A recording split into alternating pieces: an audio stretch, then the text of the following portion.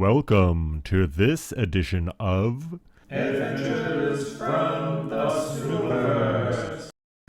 Nature, perhaps one of Mother Nature's greatest contributions and most endearing legacies here in the Snoodleverse. Hello everyone, I'm Humphrey Grodberg, and welcome to this edition of Nature in the Snoodleverse. Today we'll be taking you on a long and arduous journey in search of the Parephion, perhaps the Snoodleverse's most powerful of all creatures, friend to the Snoo, possessor of a magical tail, and eater of elephants. The Parephion stands to be one of the most remarkable creatures ever to grace this verse. Yet, you may ask yourself, what is a Parephion? Once, long ago, before the sands of time met the ocean of disaster, it was decided that the Parephion should be born. The great robot builder combined a parrot, an elephant, and a lion, together to create perhaps the most fierce hunter, guardian of nests, and drinker of waters the world had ever seen. Once discovered, the Parephion became an immediate friend of the Snoo. The Snoo, desperate for plow animals, discovered that its beak was perfect for planting crops, irrigating dishes, and otherwise doing menial labor. Its warm and friendly disposition gave easily to riding and breaking for domestic use. Children were oft seen at Parephion centers, riding Parephions of an afternoon, wishing that they had wings to take to the skies, yet being sadly stuck on their terrestrial abode. The Parephion is an adept and agile hunter, capable and willing to kill at a moment's notice. No prey too large, no prey too small. Using the magic of its tail, it is able to shrink its prey into smaller, more manageable morsels. In addition, he possesses the power of ice. When Parephion herds become too large, they must be culled by the Snoo. Parephion numbers in herds are kept shockingly low after the Parephion incident of 0431.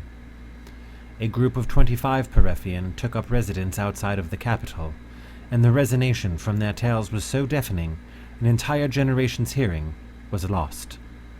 To avoid future catastrophe, the Snoodles decided that all herds must remain below 10 Parephions to be safe.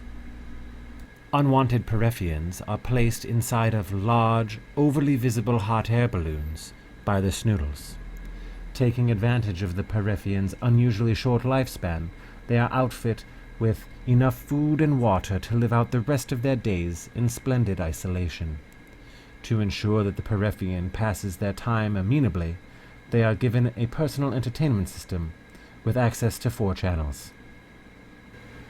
The Parephion is by nature a fairly solitary animal, choosing to live only with its closest friends and family. It was only after domestication by the Snoodles that it was discovered that the fresh Parephion tail could unleash havoc that the verse had never seen before.